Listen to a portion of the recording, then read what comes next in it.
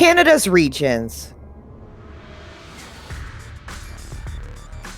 Canada has 4 distinct geographic and cultural regions. A few things that you need to recall or remember while you're going through today's notes, maybe write down a few of these questions, are why are 3 of the eastern provinces called the Maritime Provinces? Why do many people in the eastern provinces live near the coast? What makes the Heartland unique? Why might so many Canadians live in the Heartland? What are the most important resources of the Western provinces? How has Vancouver's location helped its economy? And what evidence can you find that Canada's population is not equally distributed? You'll find those answers in today's upcoming notes. Canada's regions. Canada's physical geography separates the country into 2 different regions. For example, people living on the Pacific coast in British Columbia are isolated from Canadians living in the eastern provinces on the Atlantic coast, just as geographic distances separate much of Canada. Differences in culture also define regions.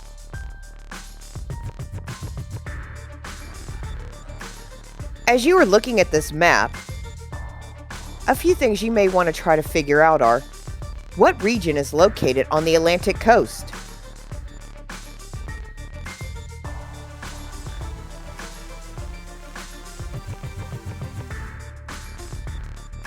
Why do you think few people live in the Canadian North?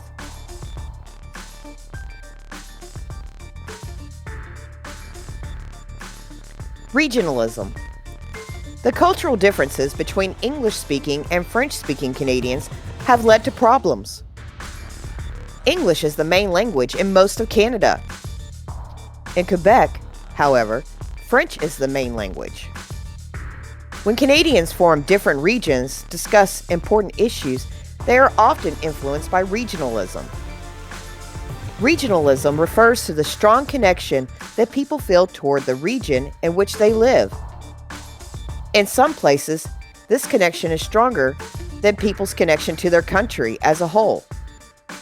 To better understand regionalism in Canada, we will now explore each region of the country. As you are taking your notes, use the Regions of Canada map to locate each region. The Eastern Provinces. The region called the Eastern Provinces lie on the Atlantic coast. The provinces of New Brunswick, Nova Scotia, and Prince Edward Island are often called the Maritime Provinces. Maritime means on or near the sea. The province of Newfoundland and Labrador is usually not considered one of the Maritime Provinces. It includes the island of Newfoundland and a large region of the mainland called Labrador. A short growing season due to Canada's climate limits farming in the eastern provinces. However, farmers in Prince Edward Island grow potatoes.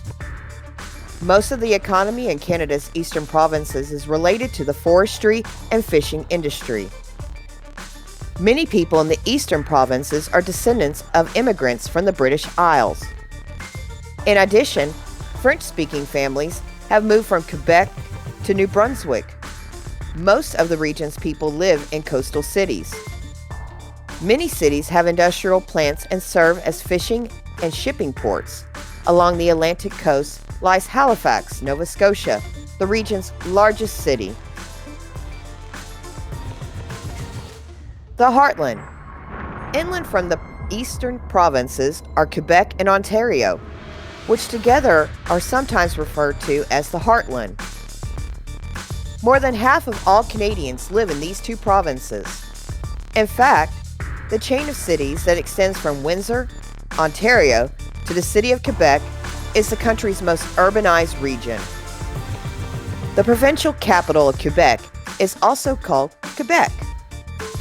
The city's older section has narrow streets, stone walls, and French-style architect. Montreal is Canada's second largest city and one of the largest French-speaking cities in the world. About 4 million people live in Montreal metropolitan area. It is the financial and industrial center of the province. Winters in Montreal are very cold. To deal with this harsh environment, Montreal's people use underground passages and overhead tunnels to move between buildings in the city's downtown. In Canada, many residents of Quebec, called Quebecois, believe their province should be given a special status.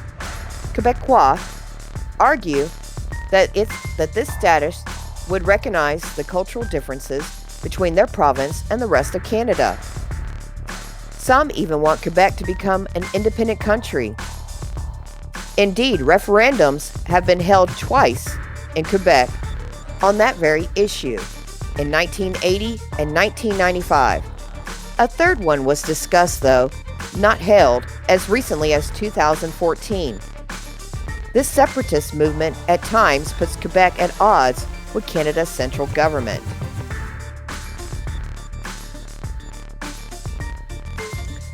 Many English-speaking Canadians think Quebec already has too many privileges. Most Canadians, however, still support a united Canada.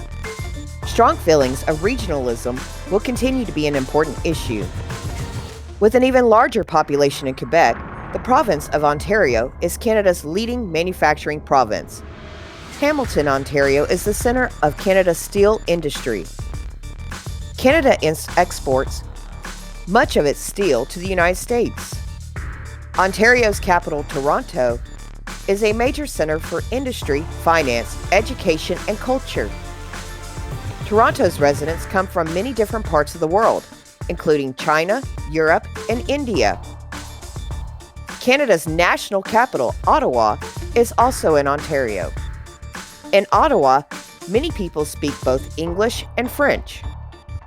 The city is known for its grand government buildings, parks, and several universities. The Western Provinces. West of Ontario are the prairie provinces of Manitoba, Saskatchewan, and Alberta. On the Pacific coast is the province of British Columbia. Together, these four provinces make up Canada's Western Provinces. More people live in Quebec than in all of the prairie provinces combined. The southern grasslands of these provinces are part of the rich wheat belt. Farms here produce far more wheat than Canadians need. The extra wheat is exported. Oil and natural gas production is a very important economic activity in Alberta. The beauty of the Canadian Rockies attract many visitors to national parks in western Alberta and eastern British Columbia. British Columbia is Canada's westernmost province and home to almost 4 million people. This mountainous province has rich natural resources, including forest, salmon, and valuable minerals. Nearly half of British Columbia's population lives in and around the coastal city of Vancouver.